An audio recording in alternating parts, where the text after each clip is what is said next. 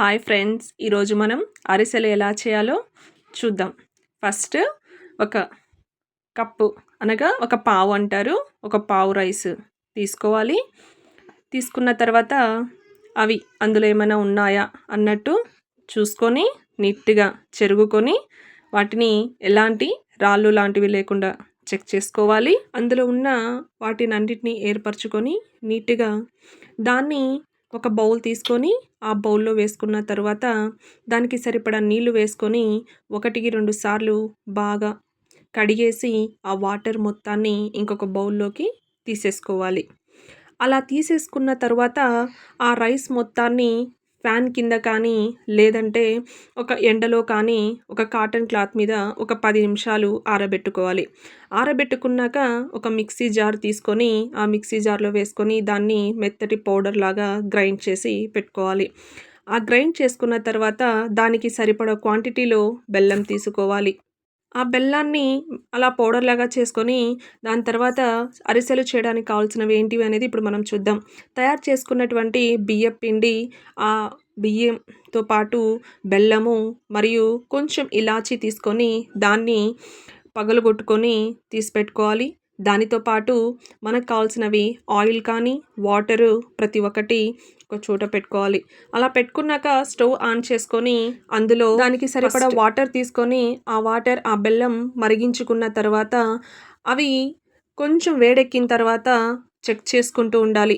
ఎందుకంటే పాకం మనకు సరిగ్గా ఉందా లేదా అని చెక్ చేసుకోవాలి కొంచెం వాటర్లో వేసుకొని. అలా చెక్ చేసుకున్నాక పాకం రెడీపోయింది అని అనిపించినప్పుడు అందులోనే మనం దంచి పెట్టుకున్నటువంటి ఇలాచి దానితో పాటు నువ్వులను కూడా వేసి బాగా కలబెట్టాలి. అలా కలబెట్టాక ఇంకా పాకం రెడీ అయిపోయింది అని అనిపించగానే స్టవ్ ఆఫ్ చేసుకొని దించుకోవాలి. అలా దించుకున్న తర్వాత మనం ఒక బౌల్లోకి కొద్దిగా వాటర్ వేసుకోవాలి.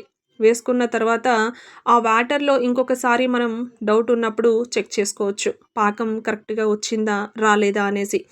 అలా వాటర్లో వేసుకొని చూస్తే ఆ పాకం మనకు ఉంటలాగా అలా మనకు చూడంగానే ఉంటలాగా గనక వస్తున్నట్లయితే అప్పుడు అది పాకం రెడీ అయిపోయింది అరిసెలు చేసుకోవడానికని మనకు అర్థమైపోతుంది. ఇలా రావాలి. ఇలా రెడీ అయిపోయిన తర్వాత స్టవ్ ఆఫ్ చేసేసుకోవాలి. స్టవ్ ఆఫ్ చేసుకున్న తర్వాత మనం రెడీ చేసి పెట్టుకున్నటువంటి ఆ బియ్యపు పిండి ఏదైతే ఉందో దాన్ని మనం ఆ పాకంలో కొద్ది కొద్దిగా వేసుకుంటూ ఒక గరిటె లాంటిది తీసుకొని దాంతో మనం నీట్గా మిక్స్ చేసుకోవాలి. అలా మిక్స్ చేసుకున్న తర్వాత అది అరిసెలు చేయడానికి పిండి రెడీ అయిపోయింది అని అర్థం అన్నమాట. కొద్ది కొద్దిగా వేసుకుంటూ మొత్తం ఆ పాకాన్ని ఆ పిండిని 2 మిక్స్ చేసుకుంటూ దాన్ని అరిసెలు చేయడానికి రెడీ అయినటువంటి ఒక ముద్దలాగా పిండి ముద్దలాగా రెడీ చేసేసుకొని పెట్టేసుకోవాలి. అలా చేసుకునే సమయంలోనే టేస్ట్‌కి సరిపడా మనం తినేవాళ్ళు ఉంటే కనుక చాలా చక్కని టేస్ట్ వస్తుంది. అందులో కొద్దిగా మనం నెయ్యి కూడా మిక్స్ చేసుకోవచ్చు.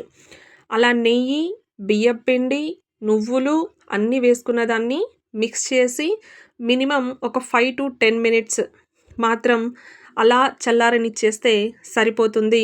దానికి అరిసెలు చేయడానికి పిండి రెడీ అయిపోయినట్లే.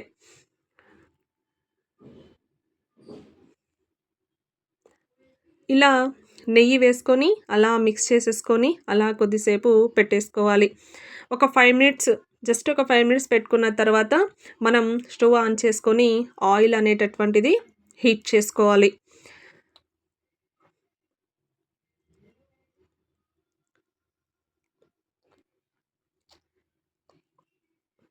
ఆయిల్ అనేటటువంటిది వేసిన తర్వాత కొద్దిసేపు ఆయిల్ హీట్ ఎక్కిందా లేదా అని చెప్పి మనం అప్పుడప్పుడు చెక్ చేసుకుంటూ ఉండాలి.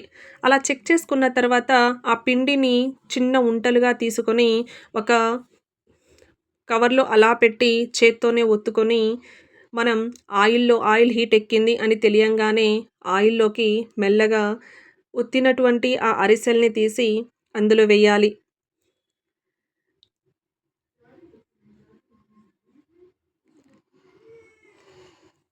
పిండి అనేటటువంటిది చేతులకి అంటుకోకుండా ఒక అరిసె వేసిన తర్వాత పక్కనే బౌల్‌లో కొద్దిగా వాటర్ పెట్టుకొని మన చేతిని తడుపుకున్నట్లయితే ఆ పిండి మన చేతులకి అంటుకోకుండా ఉంటుంది. ఇలా ప్రతి ఒక్క అరిసెని మనం తట్టుకొని ఆయిల్‌లో గనక వేసుకుంటూ వన్ సైడ్ కొంచెం కాలాయి అని తెలియంగానే మెల్లగా వాటిని ఇంకొక వైపుకి తిప్పుకున్నట్లయితే అరిసెలు రెడీ అవుతాయి.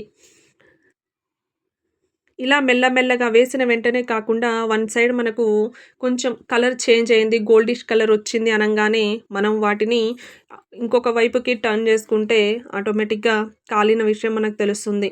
కాలిన తర్వాత వాటిని తీసి అందులో ఉన్నటువంటి ఆయిల్ మొత్తాన్ని కూడా మనము అలాగే ఉంటే తినలేం కాబట్టి వీటిని అరిసెల నుండి ఆయిల్ తీసే చెక్కలు అంటారు. అందులో పెట్టి ఆ ఆయిల్ మొత్తాన్ని మనం ప్రెస్ చేయంగా ఆ అరిసెల్లో ఉన్నటువంటి ఆయిల్ మొత్తం బయటికొచ్చేస్తుంది. అప్పుడు మనకు తినడానికి కూడా చాలా చక్కగా ఉంటాయన్నమాట. ఆ అరిసెల్ని తీసి మనం ఇంకొక బౌల్‌లోకి సర్వ్ చేసుకుంటే సరిపోతుంది.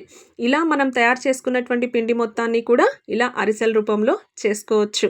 మీకు గనక మా ఛానల్ నచ్చినట్లయితే ప్లీజ్ సబ్స్క్రైబ్ చేసుకోండి. ఫ్రెండ్స్‌కి షేర్ చేయండి. లైక్ చేయండి. Thank you.